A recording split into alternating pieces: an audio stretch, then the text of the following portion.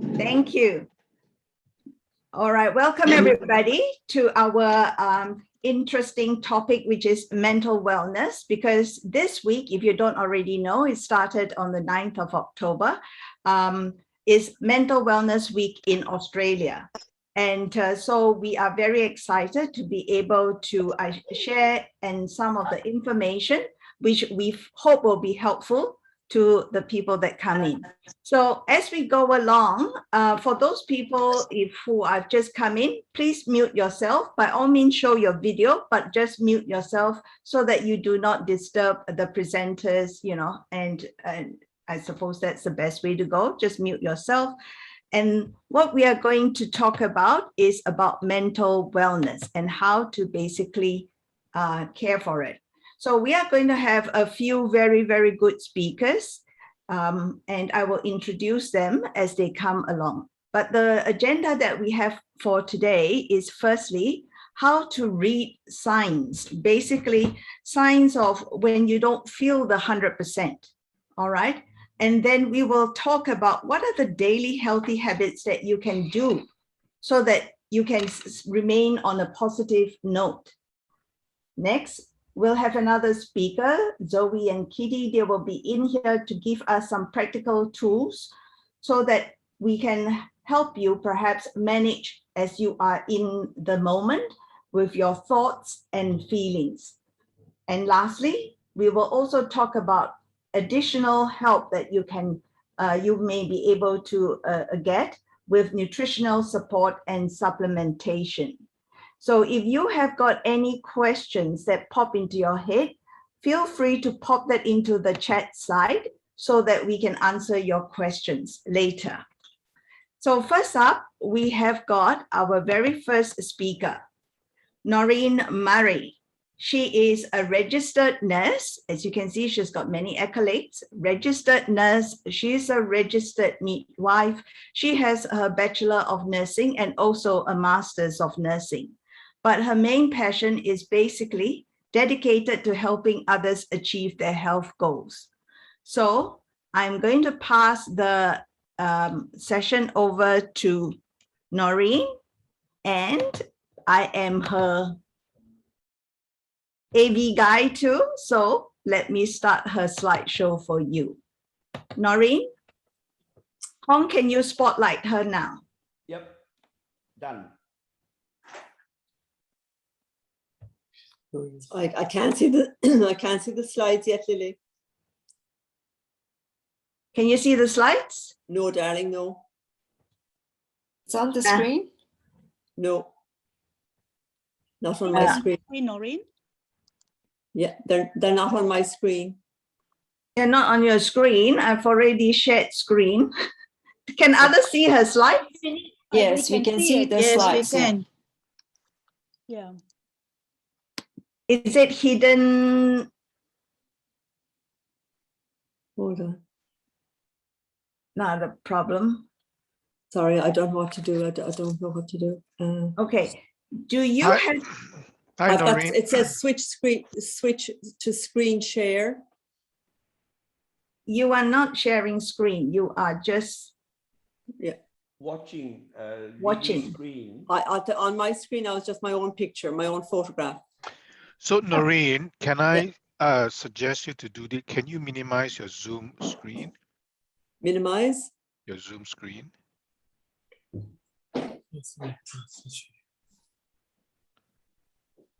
Minimize.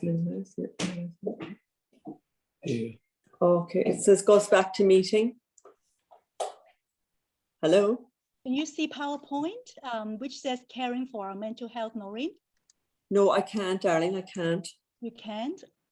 Oh, Okay, something else you could try. On okay. the Do you have your? Sorry, the top right-hand corner, you see a view icon. You click that.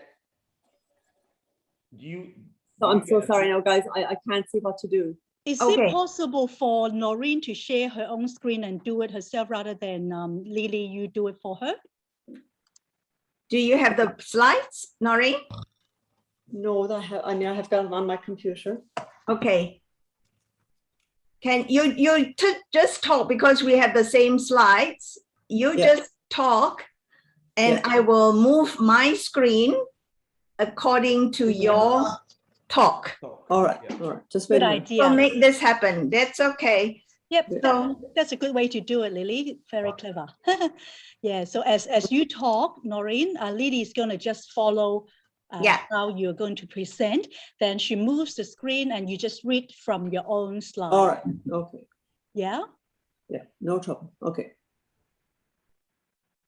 All right, so welcome everybody, and you're very welcome. I'm very honored to be presenting here today to everybody. I've had a few technical issues, so I do apologize, but anyway, with that, no worries. from the experience.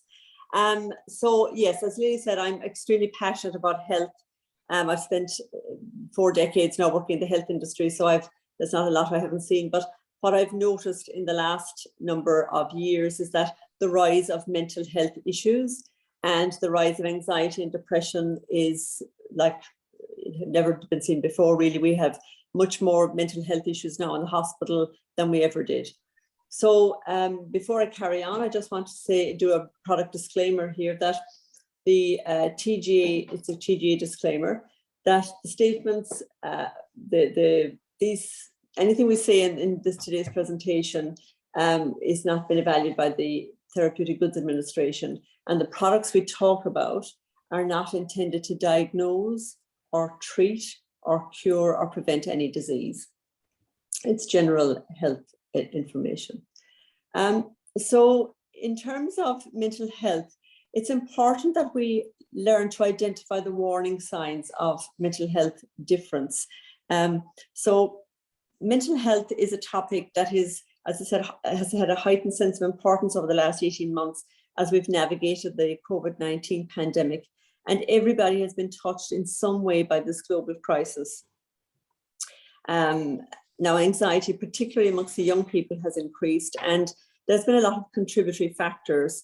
So, for example, the young people, there's quite a lot of uncertainty about their future. There's living in lockdown, online learning. So they haven't got that support of their school cohort or the university cohort or that one-to-one with their teachers. There's also the lack of social connection. So a lot of people are feeling very socially isolated, particularly like overseas students in countries that are now locked up, and it's, you know, quite distressing for them. So their whole life pattern has been changed. Now, the World Health Organization defines mental health as the foundation of well-being and the effective functioning of individuals. It is more than the absence of mental health disorders. It's the ability to think, to learn, and to understand one's emotions and reactions to others. So lifestyle choices can contribute to the improvement of mental health. So again, we talk about the warning signs. So one of the common ones is sleep disturbance. So people might have difficulty getting to sleep, and also might have, interrupted sleep, or might have what they call early morning wakening. So, lack of deep, restful sleep. There might have alterations in mood. People might be a bit more cranky than usual. They might have a feeling of sadness, of anxiety, or a feeling of reduced self-worth. You might find that you're prone to crying. You mightn't even know exactly why you're crying, but you cry more than usual, and the slightest thing might set you off. And again, that's often due to people being totally overwhelmed. As we often do, there's a line in the sand. There's only so much people can take.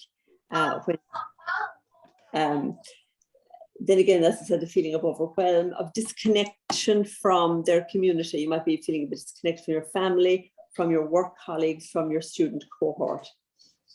And you might have a change in eating pattern. So when people are quite stressed or low mood, they can do one of two things. They can either not actually feel hunger, and this is often the case in acute stress.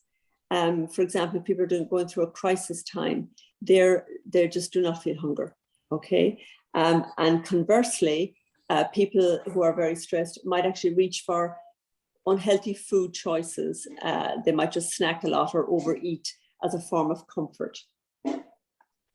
Now, we can do a lot of good habits good living habits that can improve our mood. So as I said, sleep is a very important one.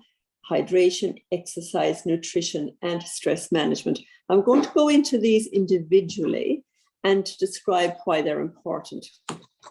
So the benefits of sleep. So sleep obviously boosts the immune system. It provides a protective infection-fighting substances called antibodies and cytokines. So these substances combat bacteria and viruses. Good sleep also helps weight management. So lack of sleep actually reduces the pancreas's ability to produce insulin. So there's little cells in the pancreas called the islets of Langerhans, and they reduce production of insulin with lack of sleep. Now, again, if you don't have enough insulin, you're not going to metabolize your carbohydrates well. And if carbohydrates aren't metabolized and used up for energy, they're then stored as fat. So that then results in excessive weight gain. Sleep then also improves mood. And again, or if we're in better mood, we have better relationships.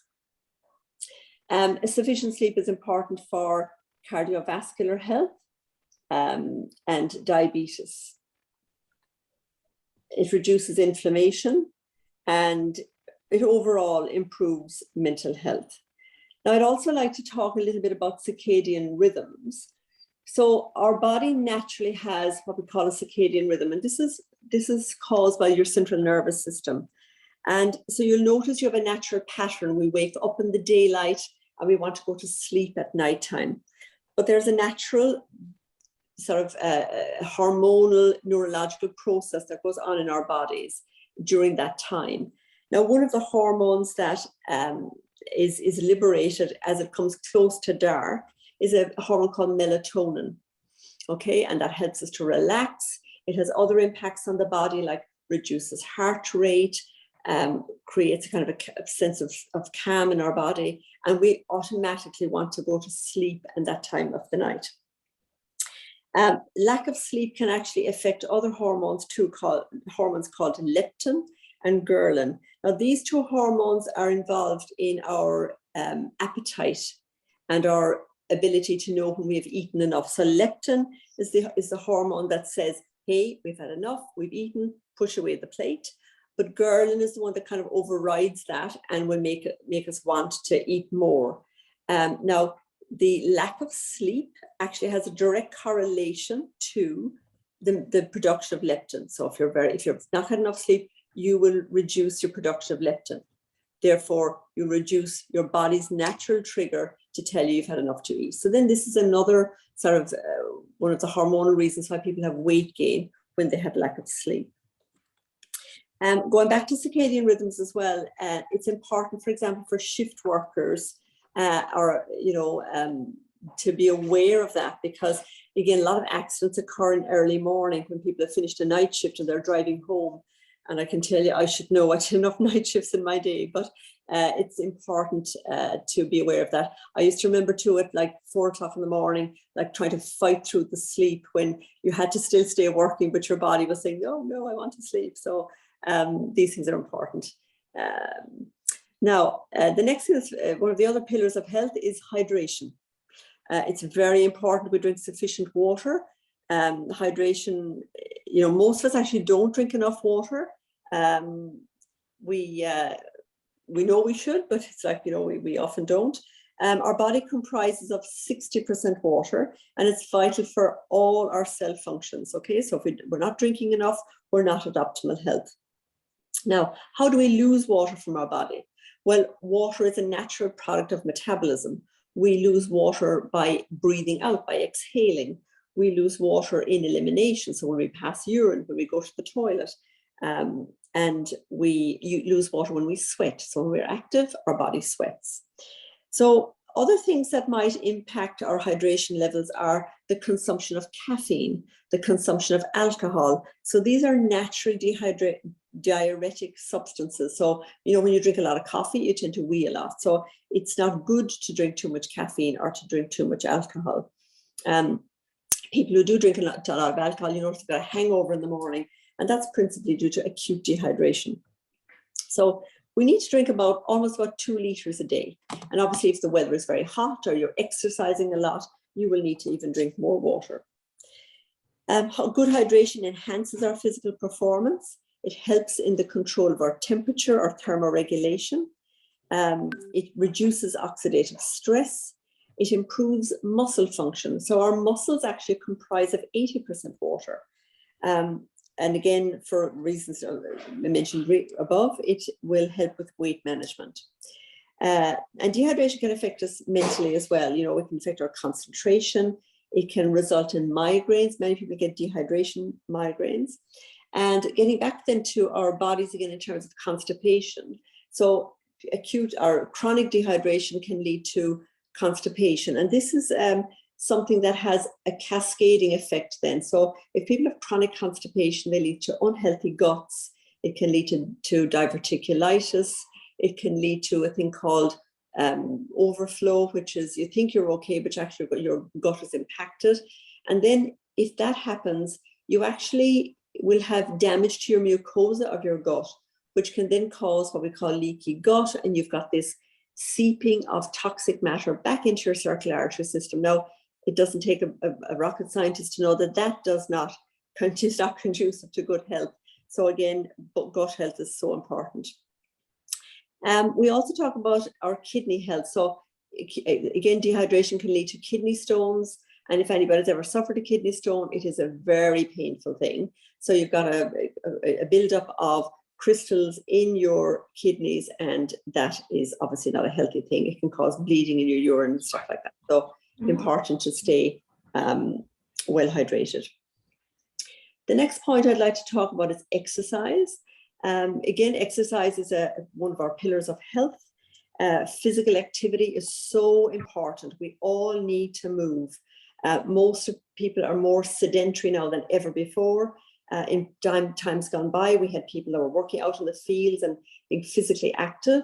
Nowadays, many of us have sedentary jobs. We're very much technology driven now. So it's very important to have a cognizance around movement and the benefits of physical activity. It impacts our psychological health as well as our physical health. Now, people who are quite inactive, they tend to have higher body mass index. You tend to have muscles that are not so strong.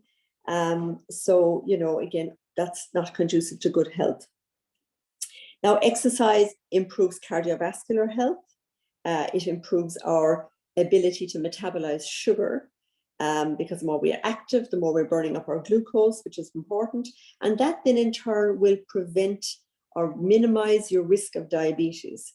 Now, diabetes is a world pandemic in itself. The numbers just keep rising. So again, we can do these simple things on a daily basis to prevent these negative health impacts.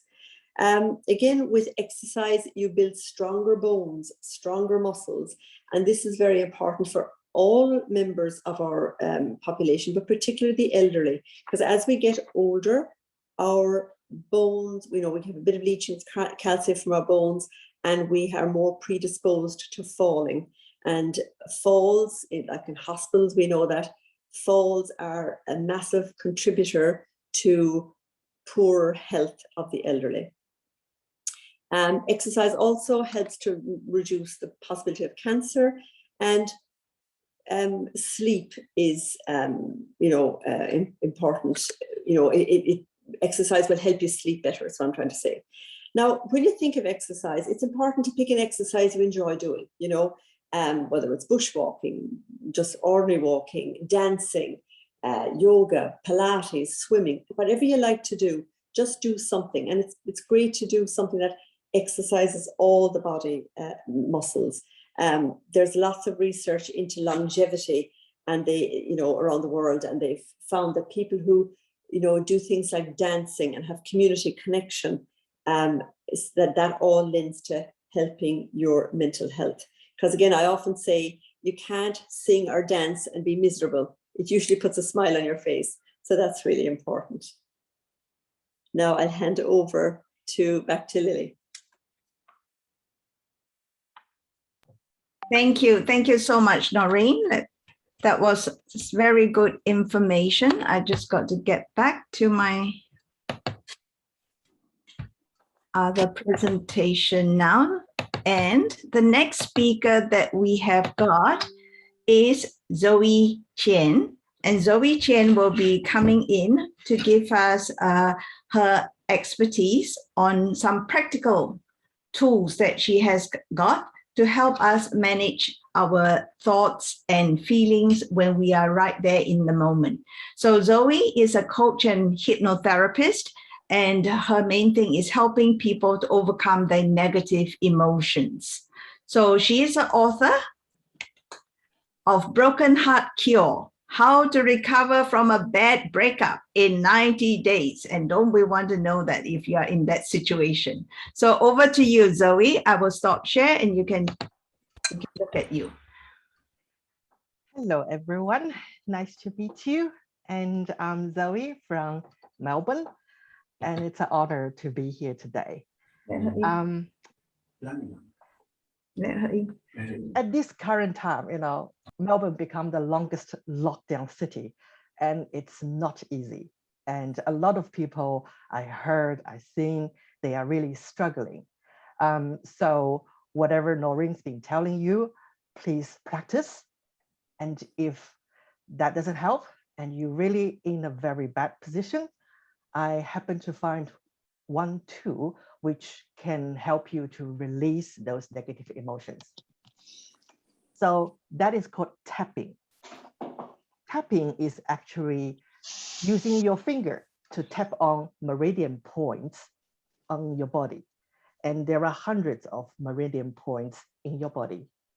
The Chinese believe the life force of each person, we call it qi. They flow through you, inside you, around you, everywhere. And when you are unhappy or there are certain things happen that's not meeting your expectations, the qi is not flowing freely and it's blocked at a certain meridian point. So the tapping is one way. Well, the more dramatic way is called acupuncture, which I know you have heard about it. You probably won't want to try it. So tapping is a much gentle way. Just use your finger to touch on certain points. Today, I'm going to show you 9 points, which will help you to release your anger, your sadness. Maybe you feel depressed, anxious.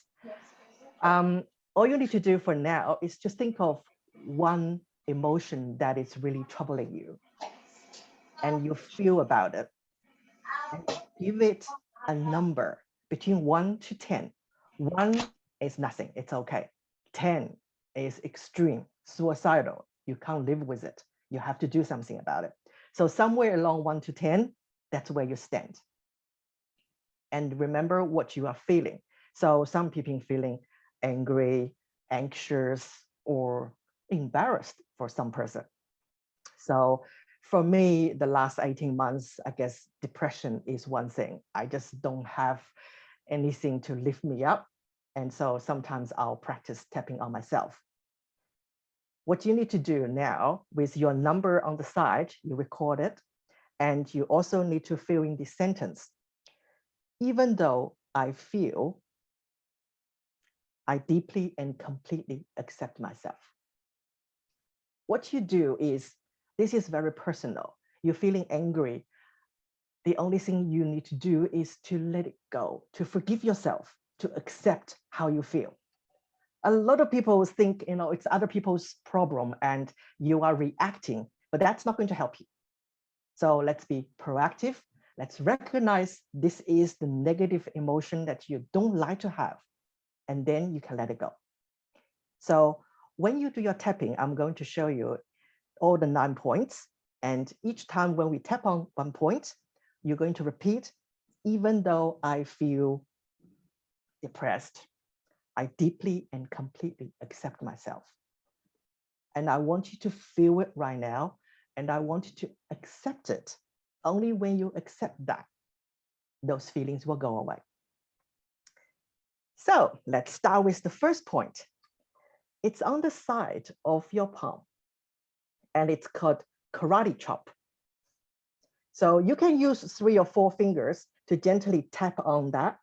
It's actually under the bone. And if you touch it, you may feel a little bit soreness. It's okay if you don't feel it now. Later on, you can try it again. So gently just tap on it. And now you say, even though I'm feeling depressed, I deeply and completely accept myself. All right, next point. Next point is eyebrow. It's at the head of your eyebrow. Gently tap on it. Even though I'm feeling depressed, I deeply and completely accept myself. It's very simple as that. The third one is on the side of your eye. It can be any side, it doesn't matter because most meridian points are balanced. So whichever point you press, it's fine. If you feel a little bit soreness, that's the correct point. So the meridian points usually creates a little bit soreness.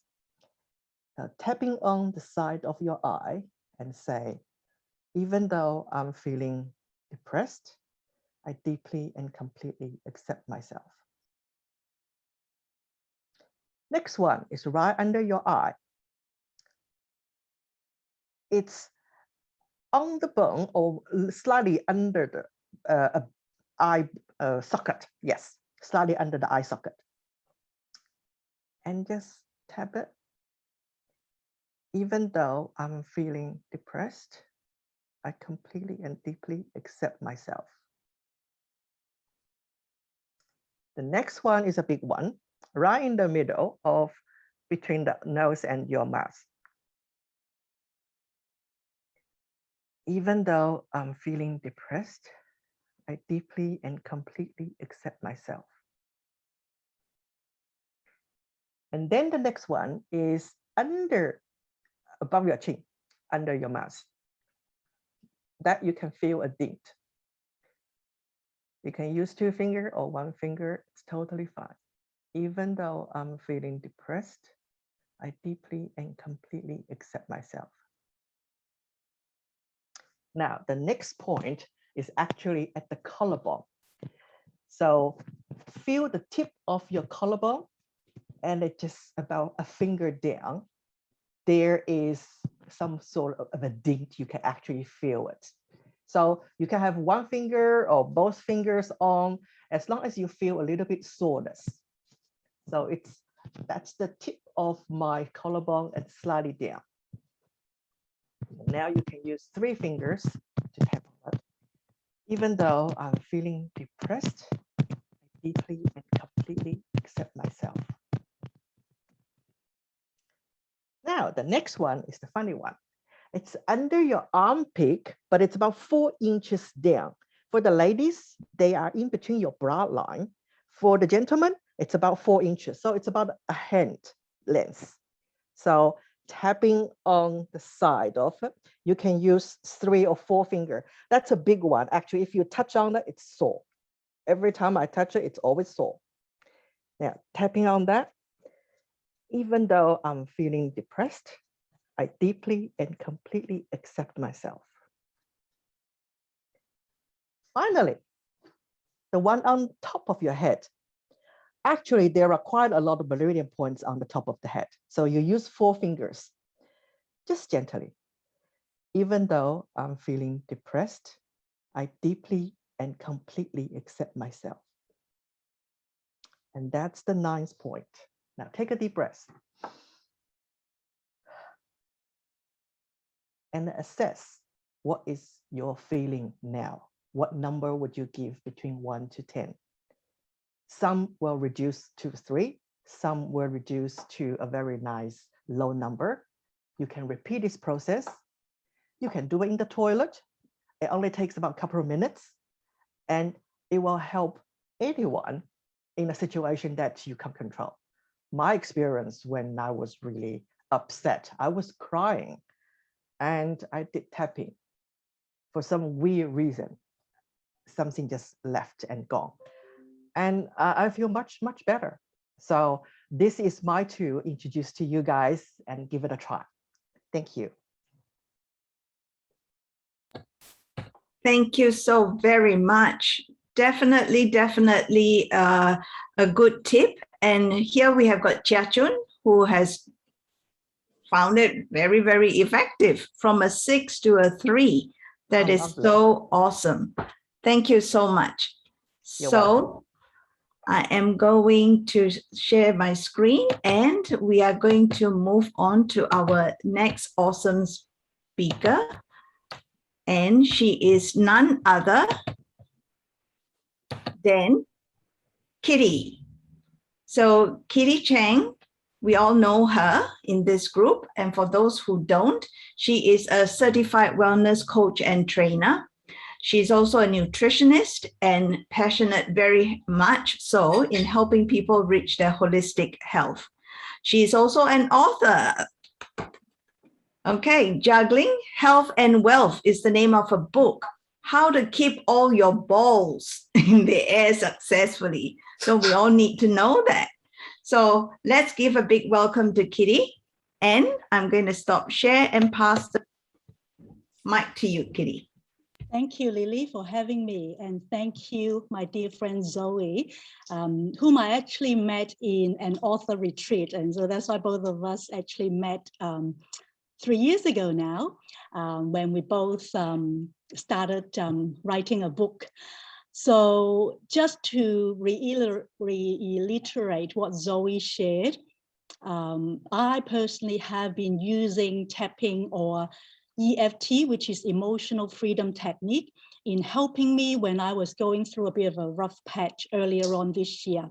When Zoe approached me and shared with me on how to do that, it really made a difference. And just a little bit of my story.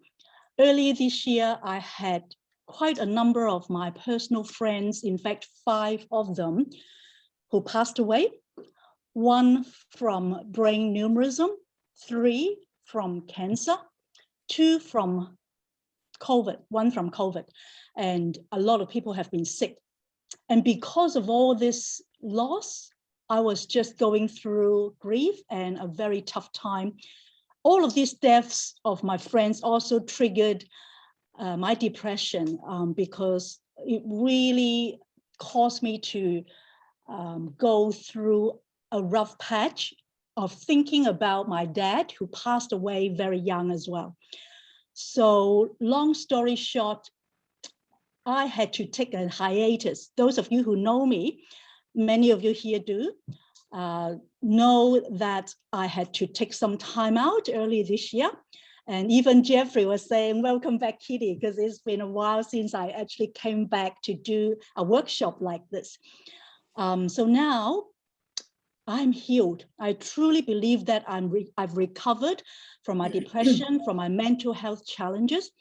So when Lily and Noreen and Amy invited me to share today about mental health and some of the techniques and tools, resources that I've used to help me recover, as well as helping others, I had no hesitation.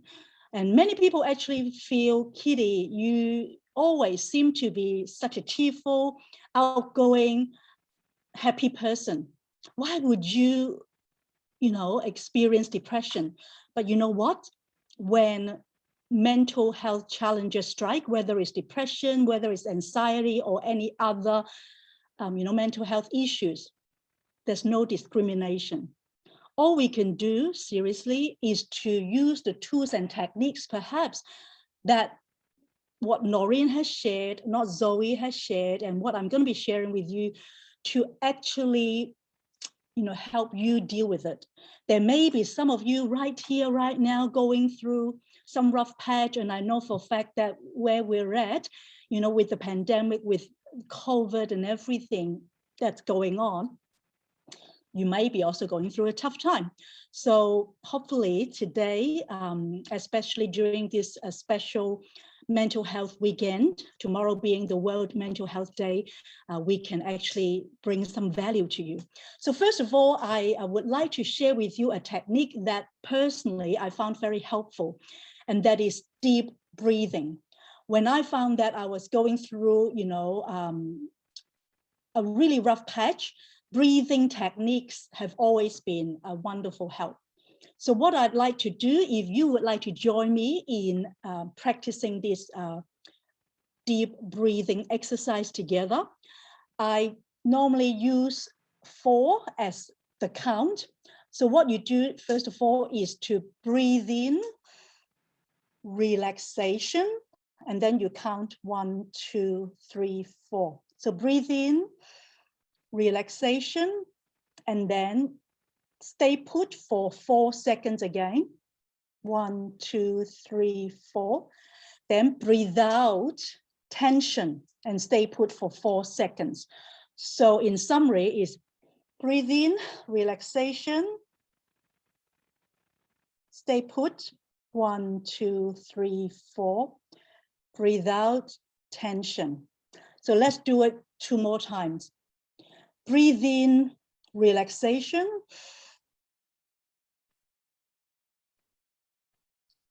Breathe out, tension. 1 more time. Breathe in, relaxation. Breathe out, tension.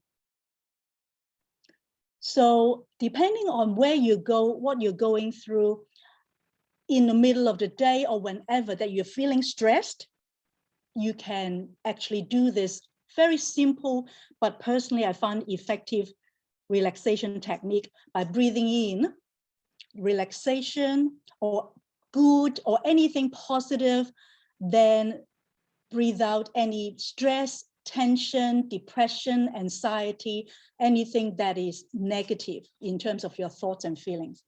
All right, next I'd like to share with you another technique that I personally find extremely helpful, apart from Zoe's tapping, is what we call mindful exercise. Now, just by way of introduction, according to the World Health Education and Organization, mental health is really a state of well-being in which an individual can cope with the normal stresses of life. And we can work productively and fruitfully and able to make a contribution to his or her community. So when you find that you are no longer able to cope with the stresses, or you can't work productively or contribute to the community, just like I was a few months ago when I was depressed, then you might have some mental health challenges. So this mindfulness practice that I've learned has been shown in resulting a lot of people being able to concentrate and decrease stress, depression, anxiety, and even burnout. And it has a lot of scientific support throughout this whole techniques and tools of different mindful practices and exercises. So basically, mindfulness begins with learning to focus on the present moment. Yet ultimately, it becomes about concentrating with the awareness of whatever that we are experiencing right here, right now. So once we learn how to pay attention, then we can sense what we are aware of. Getting in touch with this awareness of the present moment, then we can start to notice that while what it is that we are aware of changes from moment to moment, the awareness itself remains unchanged. So the technical definition of mindful practice is the mental state. So in essence, it's actually a mental health tool that can be achieved by focusing one's awareness on right here, right now, and acknowledging and accepting your feelings, your thoughts, your bodily sensations, and most importantly, yourself, just like what Zoe shared with us, accepting yourself, no matter what, completely, and forgiving yourself fully. And so I was introduced to this concept of mindfulness more than 10 years ago now, but I've only started practicing it on and off when I had issues. So now I actually make it a practice to do it almost daily if I can, just like my healthy eating, my exercise, my skincare regimen, so that this mindful practice can help me to have a better mental health. Because even though personally I'm a nutritionist, I focus on helping people with their physical health or weight loss, mental health is equally as important, if not more, as I talk about holistic health. So now I'm going to be sharing with you another mindful practice or exercise that I would like you to do it alongside me, just like the breathing exercise. It's called the mindful stop, S-T-O-P, stop. So one of the useful practices that you can easily incorporate into your busy daily routine or stressful situations, or when you're going through tough times and rough patches during, let's say, this pandemic, or whenever, when you're stressed at work or relationship issues, is to do this mindful stop. So S-T-O-P each has a meaning in the acronym. First of all, S, and if I can just invite Lily to just type it into the group chat and you can follow that along. S stands for slow down. So what you do is to slow down your breathing, just like what we did with breathing in relaxation, breathing out tension. When you slow down your breathing, then you will feel a lot more in the present moment. Or you can slow down yourself by pressing your feet right now into the floor. That can help you also be in the present moment. So that's the first word, S. The second letter is T, which stands for take note. Now, with a sense of curiosity, take note of your thoughts and your feelings. Notice what you're thinking and what you're feeling. And that too can bring you to this present moment. And also notice your 5 senses, including what you can see, what you can hear, what you can touch, what you can taste, and what you can smell. What's your bodily sensation? Because when you're actually going through these 5 senses, you will be mindful and conscious. Just like when I go for a walk, which I do regularly now, I always look at what I see around. I go to this lake, you know, the ducks and whatever, and I touch whatever that I touch, and then I can smell the fresh air. So that's T. The third letter of stop stands for O, is open up. What we do now is to open up and make room for your thoughts and feelings.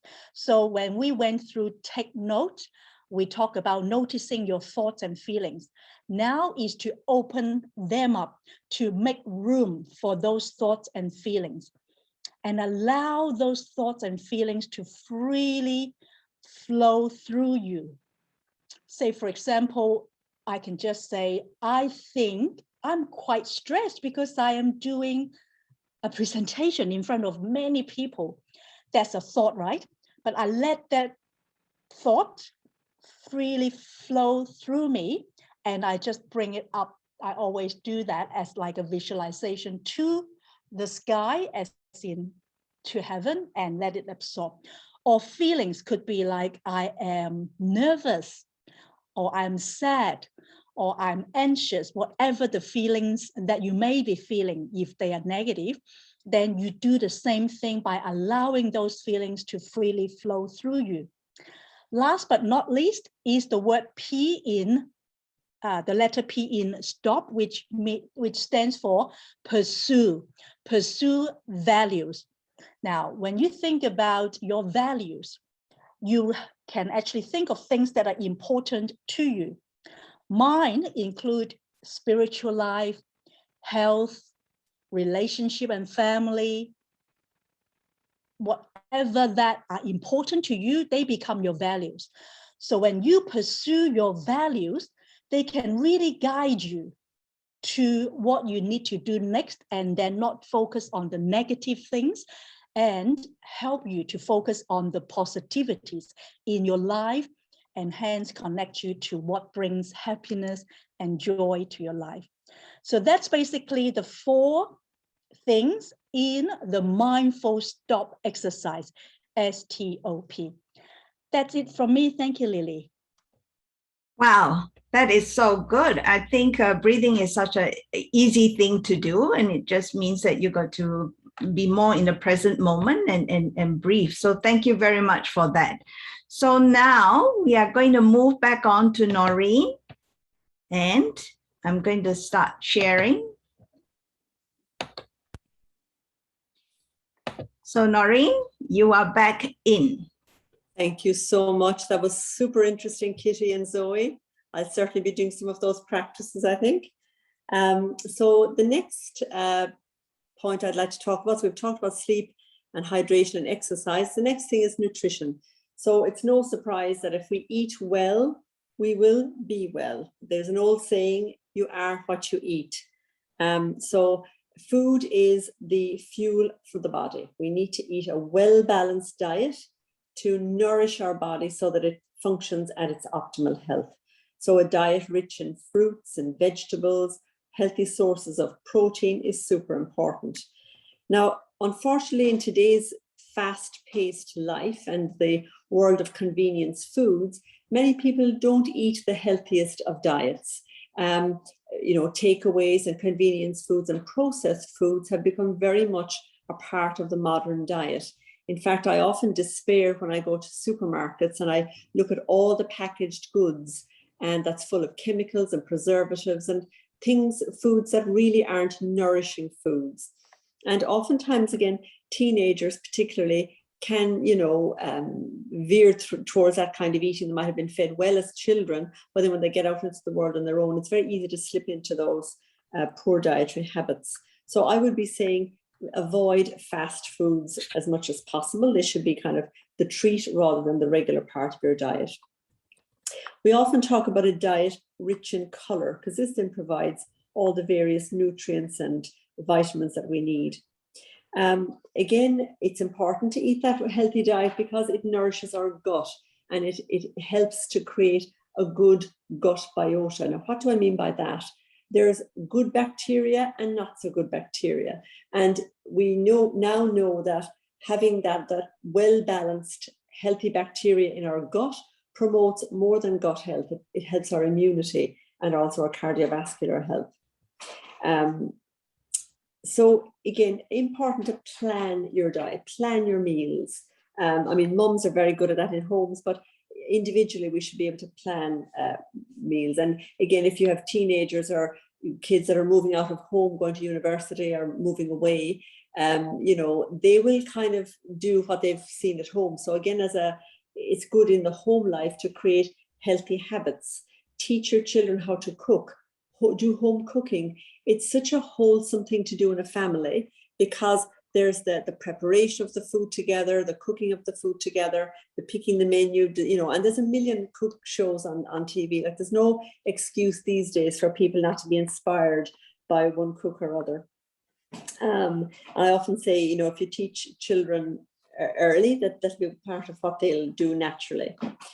I'd just like to talk a little bit about, in case there's any people in the audience who are young women planning a pregnancy, it's so important for you to look at your nutritional status and address things like low vitamin D, look at your vitamin B levels, and eat well so that you're nourishing your body, so you can also nourish your growing baby if you do become pregnant. And then when you do have your baby, breastfeeding is obviously an excellent option. Now, even though we talk about eating well, and even if you do eat a diet very rich in fruits and vegetables and so forth, oftentimes food these days isn't as nutritively rich as it was 20 and 50 years ago. And principally that's because of over-farming. So many of the soils now are extremely, are farmed excessively, and there isn't the same crop rotation as they would have had in times gone by. So crop rotation was something that helped to replenish soil. you grow barley one time, you grow beet, you rotate your crops. Oftentimes that doesn't happen these days. The other thing that happens is fruit and veggies are, we'll say, transported. So their fruit is picked when it's not yet ripened. So again, that can impact its nutritive value. So that brings us nicely to the subject of supplementation. So supplementation is thought by some to be a luxury, but in actual fact, it's quite an essential thing these days because, to have excellent health. I mean, the recommended daily intakes of nutrition is just enough to prevent disease. So is that what we want? Is that the level of wellness and vitality you want? I mean, most of us want to be well and having our body, perform at its optimal. So we will need supplementation for that to happen. So some of the supplements I'd like to talk about are, the first one is vitamin B, the B complex. So your body can't metabolize your B vitamins. So what your body can't make, you need to take. So B is critical for many cellular functions, okay? In your metabolism, it helps metabolize carbohydrate. It is such an important vitamin for your central nervous system. So it's essential for the development of neurotransmitters. So neurotransmitters are what are so important for lots of our neurological function, and they help brain activity, our cognition. Our mental activity is completely governed by our neurotransmitters, our pain sensation, for example. So again, it's important to have the right amount of amino acids and minerals and oxidants our antioxidants to develop our nervous system. The lack of vitamin B people can be irritable, more prone to being stressed. And I notice myself, my job is quite stressful. And I do notice that if I take the B complex, and I certainly notice that my stress levels are much less when I take my B complex.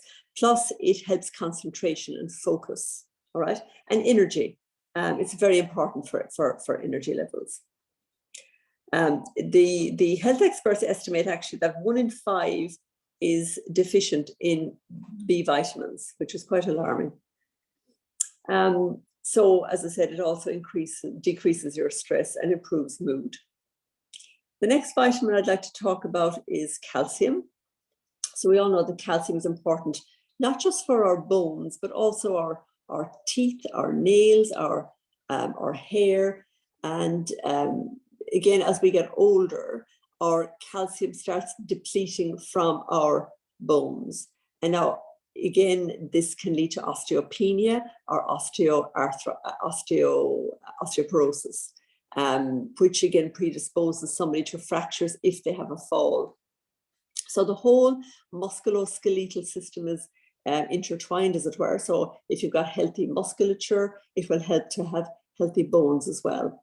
Now, with regard to teenagers particularly, or people who drink a lot of soft drink, this is something that one should do only in moderation, really, because carbonated drinks actually leach calcium, from your skeletal system, right?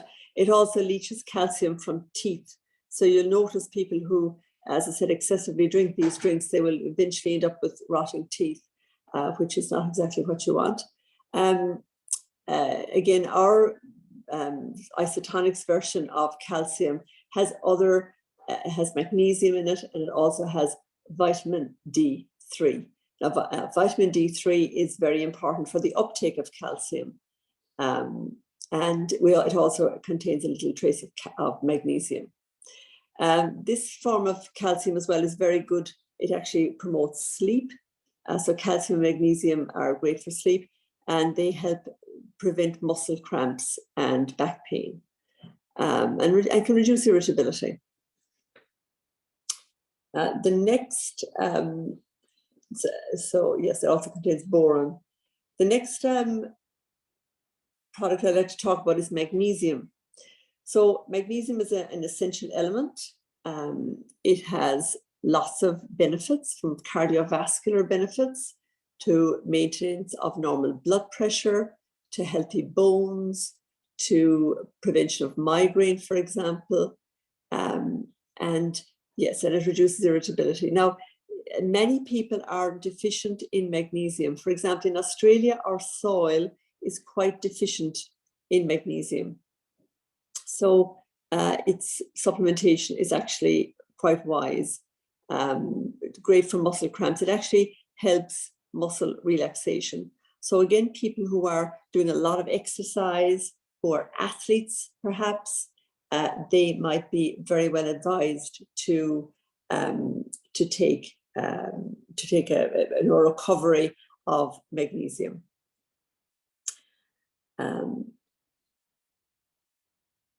And also for blood pressure, it's very good for blood pressure. In fact, for women who have high blood pressure in pregnancy, magnesium is part of the suite of medications we use to help bring down blood pressure, and it also helps to protect the heart from damage, because again, your heart, of course, is a muscle.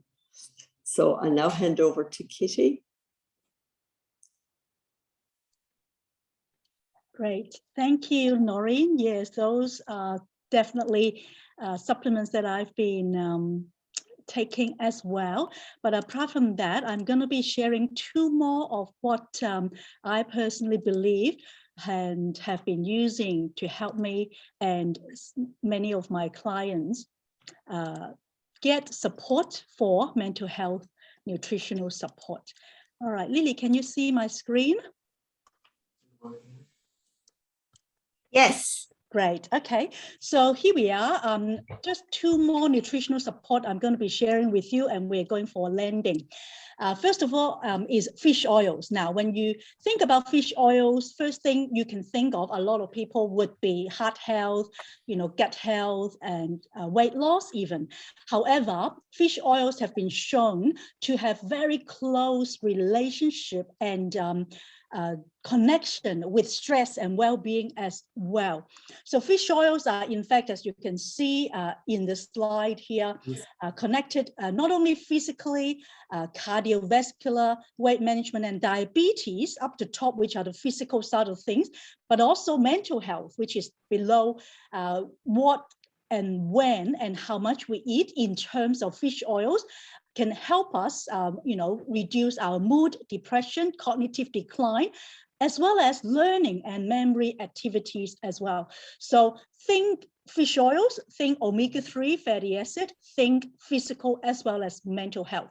So omega-3 or omega-6, which are the omegas, scientific research have shown that regular use of omega-3 fatty acids are beneficial for both mood and cognitive support. So EPA is essentially an important, omega-3 fatty acid. And it's also beneficial in supporting the function of our cognition, which is our thinking and our feeling, by helping our body to manage stress. And various substances made within the body from both omega-3 and omega-6 fatty acids have known been known to play key roles in the regulation of sleep. And Noreen have already talked to us about the importance of sleep in our mental health previously. And so I won't go into too much more details, but to know that, our omega-3 fatty acids have a lot of really good, support in the regulation of sleep. So what I would like to recommend is this amazing supplement called the Heart Health Essential Omega-3 Fish Oil with vitamin E. It's actually a whole system of nutrition for your mental health, and is also great to enhance your mood and promote your brain health. In fact, I have to admit that before I was going through this rough time earlier this year, I didn't used to take this Heart Health Omega-3 regularly. But since then, I've been told the importance of it, and I've done a lot of research. Here we are. You can see I take it every single day now, because it certainly has helped me improve my mood, improve my brain function, as well as dealing with the mental health challenges. And apart from, the mental health side of things, it also helps many other areas, as you can see on the slide, whether it's your eye, whether it's the blood flow or joint health, or even your skin healthy complexion. And the next supplement that I'd like to recommend is a vitamin D. Now, the Journal of Affective Disorders from the US has actually shown this, that affective disorders include, mental health disorders like depression, anxiety, schizophrenia, and many other, that show that particularly vitamin D and depression are interconnected. And basically the summary is such that there is an adequate evidence for positive association between vitamin D deficiency and depression. So if you are going through depression, or any kind of, mental health challenges, it could be one of the reasons is the lack of vitamin D in your body. Because of winter, particularly, we don't have the sun, because vitamin D actually also is provided by the sun. Hence, we always say winter blue, right? Because of the fact that we don't have enough vitamin D. And it's really known to be in the Western population, particularly, lacking. So if you realize that you don't have enough vitamin D, you would also have the implication of perhaps a bit of mental health issues or low mood, or the winter blue, as many people call it, right? So Isotonix vitamin D with K2 is the supplement that I would personally highly recommend, because it actually is an isotonic form, just much like what Noreen shared with the vitamin B, magnesium, calcium, etc. It also promotes not only the bone mineral density, more importantly, when it comes to mental health, reduction of stress, and also mental well-being. And apart from that, obviously, immunity, healthy arteries, our bone, even cholesterol level and cardiovascular health. So it's got a lot of different positive benefits from vitamin D with K2. Now, as you can see, it's actually the Isotonix delivery system, which means you just have, the powder base, 60 mils, and then add, water, 60 mils of water with one cap, then you can just drink it every day. And last, I would just like to share with you a testimonial, which this person calls the vitamin D with K2 a blessing in a bottle. I love that, a blessing in a bottle, because when this person took, vitamin D with K2, this quick sip hold a power punch, she calls it. I've been taking this daily, and it's got 5,000 IU per serving, which is what the Isotonix vitamin D with K2 provides. And, you got a lot of health benefits of not only vitamin D, but also K2 together, as I mentioned in the previous slide, all these different amazing benefits, including mental well-being. So I'd like to, really encourage you, because I personally have taken both the vitamin D and K2, as well as, this is now one of my all-time favorite, the Heart Health Omega-3. All right, that's it. Back to you, Lily. Thank you. Wow, thank you so much. This topic is very timely. So it is a great topic that I hope everyone got a little bit out of it. Now, we are over time, I know, but is there any question? We can stay back for those of you who wants to stay back for a bit of question and answers. Otherwise, I would like to thank those who have to leave now. Thank you very much for your participation, indeed. And so our experts, Kitty, Zoe, and Noreen is more than happy to stay back and answer questions. And just by the by, for those of you who are in the business, or we have got, don't forget our product symposium. We had a taste of it this morning. Yes. So we are going to get a whole lot more tonight with 14 days replay. So there'll be a ton of information about our awesome health products at the product symposium. So any questions and answer? Any questions, so that the experts can answer? Well, I know that Lily is going to be hosting on Tuesday for those of you who are part of the Asia Pacific group, the product symposium recap. So you're all welcome if you want to learn more about it. Yeah, I'm sure Lily would be happy to invite you in as well. Excellent.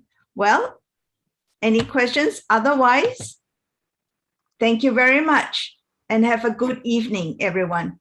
Thank you. Goodbye, all. Thank you, Thank Lily. you, everybody. Thank you. Thank you, everyone. See you. Bye. Thank you. Thanks. Bye-bye. Bye. Everyone. Bye. So Bye. perhaps get back to your guests, by the way, if they have got any question about the products. For those that invited guests, please get back to your guests. Thank you. Bye. Thank Bye. you. Bye. Thank you. Bye.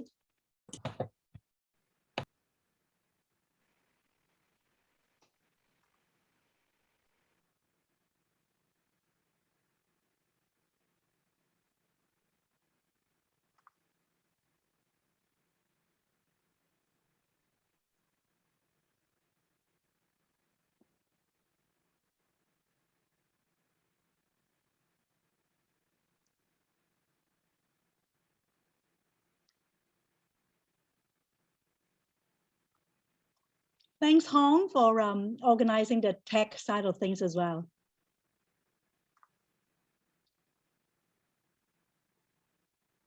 Bye-bye.